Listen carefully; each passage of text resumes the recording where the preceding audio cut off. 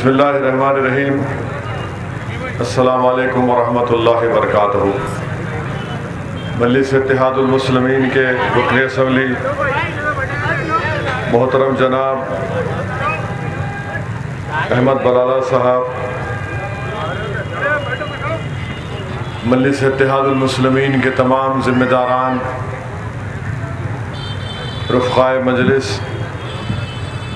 अज़ीज़ान मिल्लत, बुज़ुर्गान क़ौम और मिल्लत, मेरे गयूर नौजवान साथियों, पसे पर्दा बैठ कर सुनने वाली मेरी ज़द्दा और माँ और बहनों, बल्दी इंतख़ाबात के इस सिलसिले में एक इंतख़ाबी जलसा मुनक़्क़द किया जा रहा है और मैं ये बताने के मौक़िफ़ में हूँ कि मजलिस इत्तेहादुल मुस्लिमीन की नुमाइंदगी पर यहाँ पर इस वार्ड में करोड़ों रुपये के डेवलपमेंट के काम करवाए गए और शायद जिसका ज़िक्र जनाब अहमद बलाला साहब ने आपके सामने किया होगा। मैं सिर्फ आपसे ये गुजारिश करने आया हूँ कि दोबारा आप यहाँ से जो मजलिस के उम्मीदवार हैं उनको दोबारा इस बल्दी हल्के से मजलिस ने अपना उम्मीदवार बनाया है। मेरी आपसे दबन गुजारिश है कि आप पहली तारीख़ के दिन अपना एक वोट मजलिस के उम्मीदवारों के हक़ में इस्तेमाल करके जो इत्तेहाद की मिसाल हमने बरसों से सरज़मीन हैदराबाद में क़ायम करते आए हैं, हम उस इत्तेहाद के उस मिसाल को और उस सफ़र को जारी रखना बेहद ज़रूरी है। और साथ ही साथ आप जानते हैं कि इंसानियत की तारीख़ में सबसे बुरे लम्हे जो हमारी ज़िंदगियों ने देखे हैं वो है कि जब पूरी दुनिया में और ख़ास तौर से हैदराबाद में जो कोरोना की वजह से लॉकडाउन हुआ और उस लॉकडाउन की वजह से हज़ारों बल्कि लाखों लोगों की मईशियत पर असर पड़ा। ऐसे वक्त में मुतालिका रुकन असम्बली जनाब अहमद बलाला साहब ने बड़ी फ़ख़ीदुल मिसाल खिदमात अंजाम दी और यकीनन बिला लिहाज मज़हब मिल्लत बलाला साहब ने अपने रेशन के किट्स बनाए, बल्कि लाखों नहीं बल्कि करोड़ों रुपये उसमें लगाकर जो हल्क़े असम्बली मलकपेट की गरीब आवाम लॉकडाउन से परेशान थी, उनके रोज़गार ख़त्म हो चुका था, तनख्वाहें नहीं मिल रही थी, जो मज़दूर पेशा अफराद थे उनमें अहमद बलाला साहब ने जो काम किया वो काबिल मुबारकबाद है। और मैं आपको ये बात इसलिए याद दिला रहा हूँ कि एहसान जतलाने के लिए नहीं बल्कि ये बतलाने के लिए कि हमारा जो एमएलए है, हमारे जो जमात के ज़िम्मेदारा हैं वो सिर्फ़ इलेक्शन के दौरान हरकत में नहीं रहते बल्कि ऐसे वक्त में भी जब कोरोना और कोविड अपने उरूज पर था, लॉकडाउन की वजह से सब बंद था, उस वक्त मजलिस के अरकान यकीनन बड़ा ख़तरा मोल लेकर भी अवाम के दरमियान में राहत का काम कर रहे थे। मैं ये बात भी बताना ज़रूरी समझता हूँ कि ख़ास तौर से अप्रैल, मई, जून, जुलाई ये साढ़े 3-4 महीने इतने बुरे थे कि रातों में फ़ोन आता था कि हमको बिस्तर नहीं मिल रहा है, बेड नहीं मिल रहा है अस्पताल में। ऐसे वक्त में मजलिस के ज़िम्मेदारों ने पूरी कोशिश की कि उस वक्त जो परेशान हाल है उनको मदद की जा सके, उनकी तीमारदारी हो सके, उनका इलाज सही करवाया जा सके। और ना सिर्फ ये बल्कि कई लोगों की मौतें भी हुई, अभी भी हो रही हैं।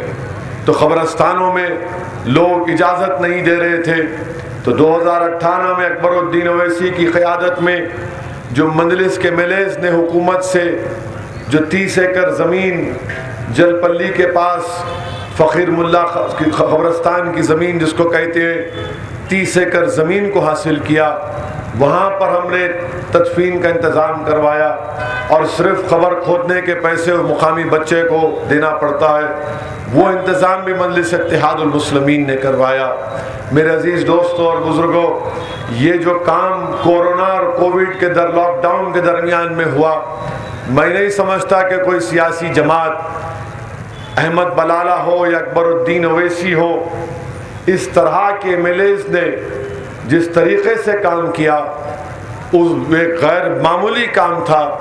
बल्कि इन दोनों के काम को देखकर मुझे भी एक हौसला मिला, मुझे भी समझ में आया, मगर जो खिदमत अंजाम दिए हैं मुझे यकीन है कि अल्लाह सुब्हानहू व तआला उनकी इस खिदमत को कबूल करेगा। क्योंकि ऐसे बुरे वक्त में आवाम के दरमियान में रहकर ये नहीं देखना कि कौन मुसलमान है, कौन हिंदू है, कौन दलित है, जितना हो सकता, बल्कि शहर हैदराबाद के जिम्मेदारों ने बहुत बड़ा काम किया और वो काबिल मुबारकबाद है। मेरे अजीज दोस्तों और बुजुर्गों, हैदराबाद में बल्दिया का इलेक्शन हो रहा है और आज आप देखते हैं कि मजलिस इत्तेहादुल मुस्लिमीन के सियासी सफ़र का आगाज़ बल्दिया इलेक्शन में हुआ था। 1960 के बल्दिया इलेक्शन में मजलिस ने पहली कामयाबियां हासिल की और जो उस वक्त से लेकर जो मजलिस को कामयाबियां हासिल की, आज आप देखते हैं कि जिस चिराग को 1960 में हमारे बुजुर्गों ने अपने वोट डालकर जिस चिराग को न रोशन किया, आज वो चिराग की रोशनियां अल्हम्दुलिल्लाह बिहार की सरजमीन तक पहुंच चुकी हैं। और बिहार में आप देखते हैं कि मजलिस इत्तेहादुल मुस्लिमीन के 5 अरकान असम्बली कामयाब होते हैं। मजलिस के अरकान असम्बली की कामयाबी के बाद एक तूफान खड़ा हो गया। मुखालिफीन मजलिस आसमान को अपने सर पर उठा लिए, कोई कह रहा कि वोट काट दिए, कोई ऐसा किए, मगर मैं सलाम करता हूँ बिहार की आवाम का, सीमांचल की उस गयूर आवाम का जिन्होंने मजलिस इत्तेहादुल मुस्लिमीन को अपनाया और मजलिस इत्तेहादुल मुस्लिमीन को अपनी मोहब्बतों से नवाज कर वहाँ पर एक तारीख रकम कर दी। और इंशाअल्लाह ताला बिहार में गरीब और मजलूम मुस्लिम अक़लियत की क़यादत बनेगी और वो मजलिस इत्तेहादुल मुस्लिमीन पूरे बिहार में एक बहार लेकर आएगी और वहाँ के मजलूम अवाम जिनको बेआवाज़ करके रख दिया गया था, जिनको सेकुलरिज्म के ढकोसले वादों के ऊपर उनको डरा डरा कर उनका वोट हासिल किया जाता रहा, आज इंशाअल्लाह ताला बिहार में एक नई तारीख रकम कर चुके हैं। और आज आप देखेंगे कि मजलिस न सिर्फ बिहार बल्कि बंगाल, उत्तर प्रदेश और कर्नाटका और मुल्क के दीगर मुकामात पर जाएगी। क्यों जाएंगी? क्योंकि बल्दिया के इलेक्शन में 1960 के बल्दिया के इलेक्शन से मजलिस के बुजुर्गों ने जिस जमात को लोग कहते थे कि गरीबों की जमात है, ये रिक्शे और झटके वालों की जमात है, मगर वक्त ने देख लिया, तारीख ने इनको बतला दिया कि जिसको तुम हिकारत की नजर से देखते थे, आज अल्लाह ने उनको इज्जत से नवाजा। जिसको गरीबों की और भिखारियों की जमात कहते थे, अल्लाह ने उसको इज्जत से नवाजा और ताकत से नवाजा। क्योंकि यही बल्दिया इलेक्शन मजलिस की तारीख का रुख मोड़ देते हैं। इसीलिए मेरी आपसे अपील है कि ये इलेक्शन असेंबली और पार्लियामेंट के इलेक्शन से अहम है। इसीलिए मैं आपसे अपील कर रहा हूँ, नौजवानों को बता रहा हूँ कि ये मजलिस की तारीख है कि कैसे 1960 के इलेक्शन में तारीख बदल दी। और इसी इलेक्शन में ये बल्दिया का इलेक्शन जरूर बरखी, बल्दी, आबरसानी के मसाइल को हल करने के लिए वोट देना है। ये इलेक्शन में आपको कॉरपोरेटर बनाने के लिए वोट देना है, मगर याद रखो ये इलेक्शन आपको यकजहती पैदा करने के लिए भी देना है। ये इलेक्शन आपको इसलिए भी वोट देना है कि जब हमारे घर पर कोई बातिल ताकतों का तूफान आकर दस्तक देगा तो हम उस इत्तेहाद की ताकत पर, अपनी क़यादत की ताकत पर उन बातिल ताकतों के तूफानों का रुख मोड़ सकेंगे। इसीलिए आपको वोट देना है। इस इलेक्शन की अहमियत को समझिए। इसीलिए आज आप देखते हैं कि बल्दिया का इलेक्शन है, मगर टीआरएस कहती है कि हमारा मजलिस से कोई रिश्ता नहीं है, हमको भी कोई शौक नहीं है किसी से खामखा रिश्ता करने का। आपने निस्बत भिजाई थी, हमने कबूल किया था, आपको पसंद नहीं, हमको भी पसंद नहीं। टीआरएस के पावर मिनिस्टर ने कह दिया, जगदीश्वर रेड्डी कह रहे बीजेपी का हवाला देकर पूछ रहे हैं कि बीजेपी वालों बताओ ओवैसी के साथ मोदी की मीटिंग कैसी रही?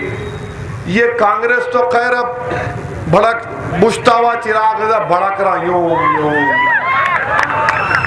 तो कांग्रेस के एक एमपी हैं मलकाजगिरी के, अब बहुत अक्लमंद है माशाल्लाह, उनको थम्स अप भी नहीं बोल सकते। डेढ़ूशार एक वीडियो मीडिया की प्रेस कॉन्फ्रेंस करके दिखाए कि असदुद्दीन ओवैसी सिकंदराबाद के मौजूदा एमपी और मौजूदा वजीर वजारत दाखिला के साथ राजभवन में खड़े होकर इन दोनों बात कर रहे, तो उन्होंने बोले ने साजिश कर रहे। अरे थम्स अप, मेरे को क्या कोई जगह नहीं मिली साजिश करने को? राजभवन मिलती है, मैं बुला लेता मलकपेट को, आओ आजमपुरा में किसी घर पे बैठ के मिल लेते। मगर उन्हें, और मीडिया वाले भी क्या तारीफ करना, थाली बजाना, क्या करना, उन्होंने दीवानी बात कर रहे हैं, बैठ के सुन रहे। और हो सकता नहीं आप मिले होंगे, हाँ मिले बाबा, मगर साजिश वहां क्यों करेंगे? फिर अब बीजेपी का नाम, अब बीजेपी वाले तो ऐसा दिख रहा कि कुछ समझ में नहीं आ रहा, बीजेपी को इतना फ्रस्ट्रेशन का शिकार हो गए। हैदराबाद को आ रहे तो बाबा जरा इनको अल्हम्दुलिल्लाह की बिरयानी तो खिलाओ, थोड़ा होश ठिकाने आता। यानी इंफॉर्मेशन ब्रॉडकास्टिंग मिनिस्टर आ रहे हैं, आके बोल रहे मजलिस को वोट दिए तो टीआरएस को फायदा होता, मजलिस को वोट दिए तो कांग्रेस को फायदा होता। बीजेपी के लोग बोल रहे कि हैदराबाद में 30,000 40,000 रोहिंग्या है, वोटर लिस्ट में नाम है। और असदुद्दीन ओवैसी जिना बन गए। मजलिस को वोट देना मुल्क के मुफाद में नहीं है। मजलिस रैबिड इस्लामिज्म को प्रमोट करती, मजलिस रेडिकलाइजेशन को प्रमोट करती। आप बल्दिया का इलेक्शन है, दिखाने को कुछ नहीं है तो किसको दिखा रहे? एक मियाँ भाई को, दूल्हे भाई को दिखा रहे। शुरू गुफ्तगू की शुरुआत मजलिस से और खत्म होती आपके खादिम के ऊपर। मेरे भाई दाढ़ी वाइट हो गई, ये मेरी उम्र दरियाफ्ती की नहीं है, समझो बात को। खामखा मेरे पीछे पड़े हुए हैं तुम लोग। हैदराबाद में हम लोग बोलते बीजेपी वालों, अगर खुजाए तो खुजली तुम्हारे को हो जाएंगी, याद रखो। खुजाओ मत, खुजाए तो खुजली हो जाती। कुछ दो मुंह को आप बोल रहे।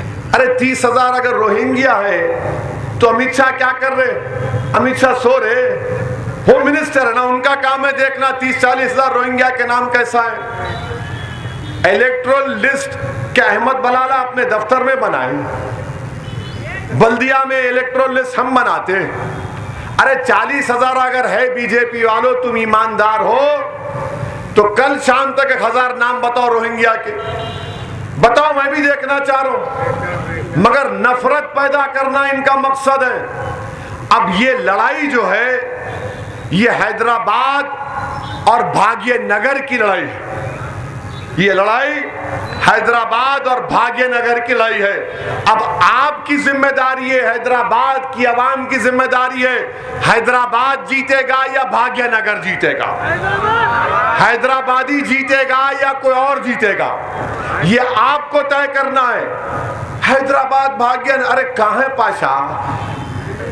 हैदराबाद की पहचान हैदराबाद से। अच्छा हैदराबाद में क्या है इनको नहीं मालूम? सालार जंग म्यूजियम में जाके देखो, चार मीनार है वो जाके देखो, फलकनुमा होटल है जाके देखो, किले गोलकुंडा है जाकर देखो, खाने की चीजें खाओ, जो खाते खाओ, मगर कुछ नजर नहीं आ रहा सिवाय शेरवानी के। कुछ नजर नहीं आ रहा, नहीं इनू कर रहे, इनू कर रहे, इनू कर रहे। अब रोज दिल्ली से कोई ना कोई पैराशूट से उतर रहा, उतरते कि मीडिया के सामने बैठ के शुरू हो रहा, इनू ऐसा इनू। अरे तुम, ये तकलीफ कहाँ हो गई मोदी को, बीजेपी को?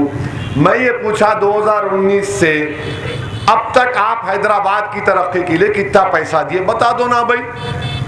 पूरा सैलाब आया, पानी आया, लाखों करोड़ों रुपए का नुकसान हुआ हैदराबाद का, रंगारेड्डी के इलाकों का, आपने क्या पैसा दिया बताओ?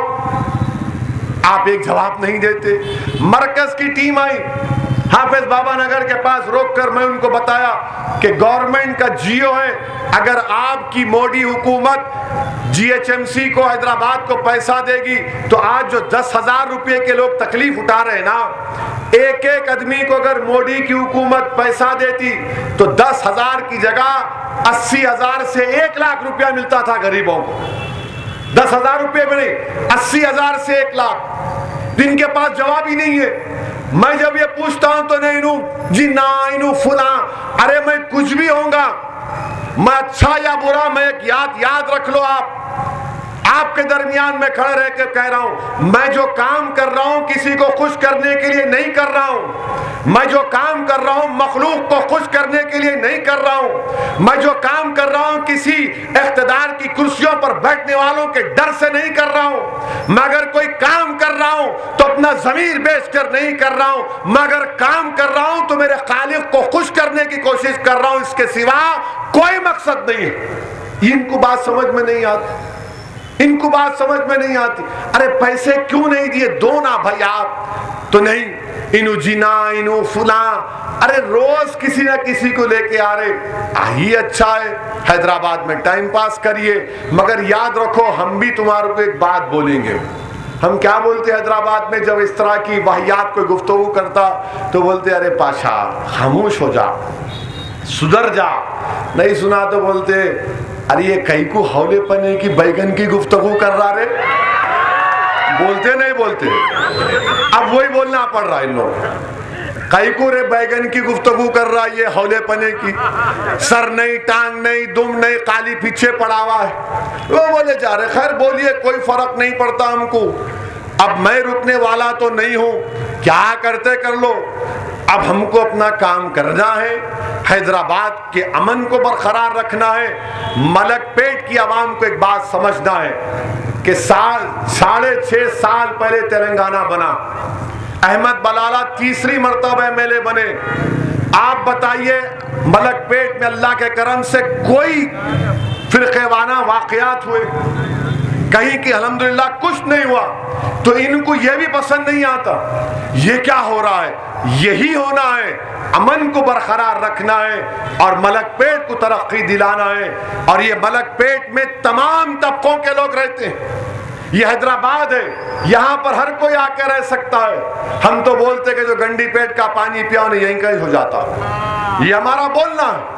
इसीलिए मलकपेट आप सबका है, इसके अमन को, इसके डेवलपमेंट को जारी रखने के लिए मेरी आपसे अपील है कि मजलिस के जो उम्मीदवार तीनों वार्ड से लड़ रहे हैं आप उनको कामयाब करें, और ये आपकी कामयाबी होगी, ये आपके सियासी सोच की कामयाबी होगी। शुक्रिया।